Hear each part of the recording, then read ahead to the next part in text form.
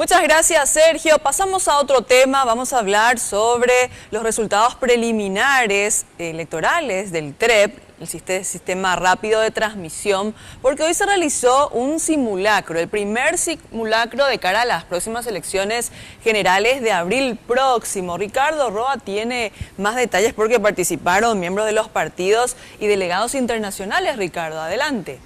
Hola Cintia, ¿qué tal? Muy buenas tardes. Y bueno, la intención es poder encontrar algunos errores en el sistema del TREP para que sean corregidos a tiempo. Hoy principalmente se puso a prueba el sistema de escaneo y la transmisión de imágenes de los certificados de votación. Participaron de todo este procedimiento miembros de los partidos y delegados internacionales. Tenemos la nota con Luis Alberto Mauro, asesor del Tribunal Superior de Justicia Electoral.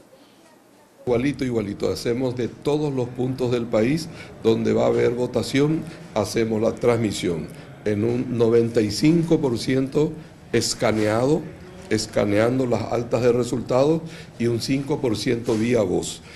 Vía voz hacemos en aquellos lugares donde el sistema internet no es o es muy débil o no hay.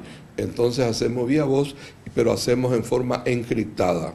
Es decir, el usuario que va a usar el teléfono está bien individualizado, en forma encriptada hace su transmisión y acá tenemos un decodificador que decodifica lo que viene en forma encriptada, de tal manera que nadie pueda meterse o hackear eso.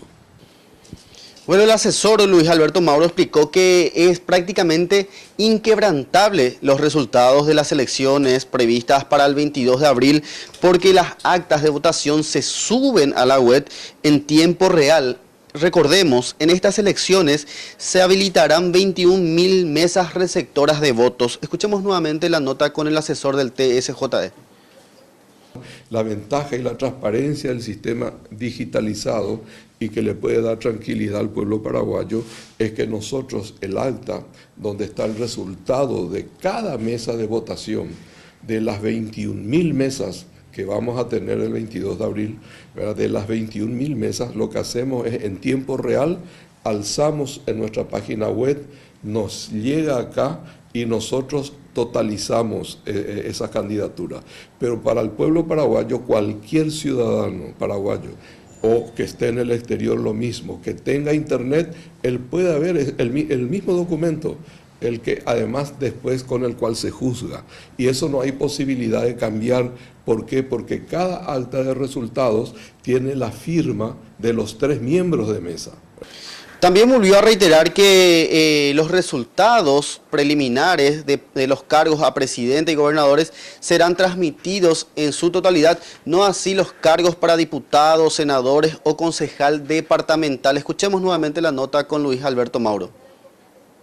Porque es más complicado, porque podemos errar, porque son a medida que vos vas aplicando el sistema DOM, cuando te vas más para abajo, digamos, la lista, se pueden producir, ¿cómo te iba a decir?, errores, ¿verdad? Además, porque en la mesa se pueden presentar incidentes.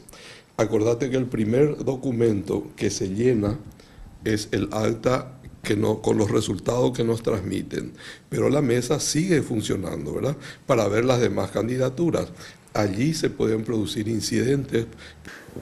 Y los simulacros posteriores se estarían realizando para el sábado 24 de marzo y el 1 de abril desde los mismos locales de votación habilitados.